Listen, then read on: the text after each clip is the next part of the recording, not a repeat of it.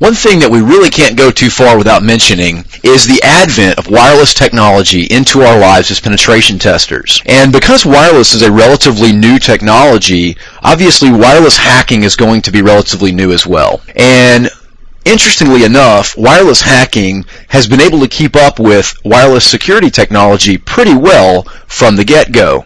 Within a very short amount of time of the original wireless encryption protocols, there were already vulnerabilities and hack tools available for those, and that trend really hasn't changed all that much in the last several years.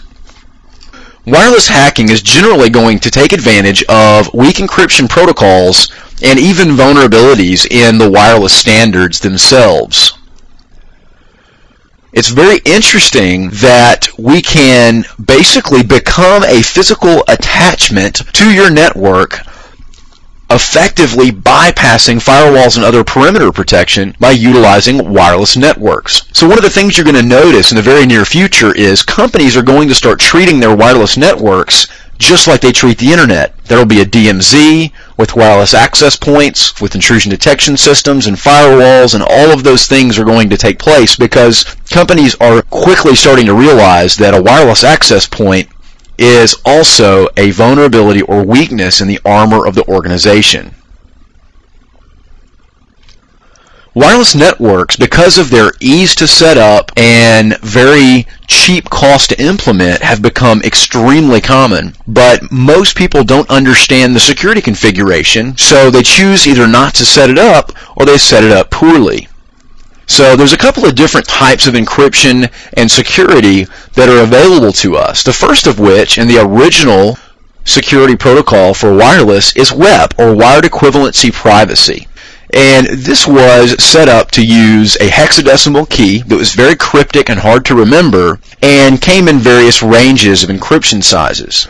Not too long after, WPA, or Wi-Fi Protected Access, followed. And it actually uses various types of key generation so that it can be effective. WEP actually comes in 40, 64, or 128-bit keys currently on the public market. Now, those have been proposed to be up to 256 and even 512, and there are even some rumors that some 512-bit WEP is actually out in some agencies. One thing to keep in mind, though, no matter how good the encryption is, if you don't change the WEP key, it will never be totally secure, because all you do is capture the WEP key, sniff the traffic for a couple of hours, grab the key, and then crack it through the short initialization vector, because the key doesn't change. And because it doesn't change, you just need to simply capture enough traffic to reassemble that key. So it's a very simple process, and it's very easy to circumvent. For all intents and purposes, WEP has been replaced with WPA, or WPA version 2. One of the places you'll probably most commonly find WEP in use is in home networks, which again, even though our target may be a corporation, a CEO with an unsecured wireless access point in his home can provide us with a very easy access to sensitive information.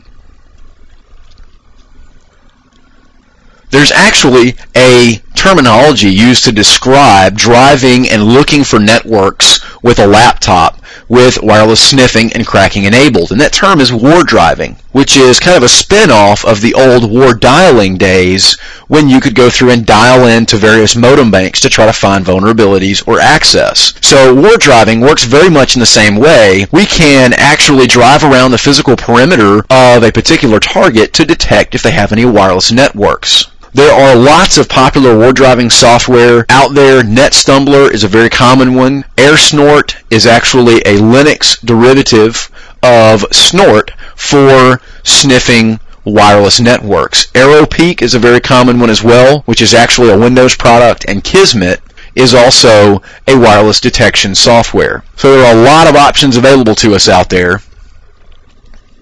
And the process basically works like this. Once the wireless network is discovered, we sniff traffic for a long enough time to gather the WEP key itself. Once we have that, and let's assume that the wireless access point is using MAC filtering, well, within a very short amount of time, we will have collected all the MAC addresses from the wireless clients. So we then spoof that MAC address, and that's it. We're in the network.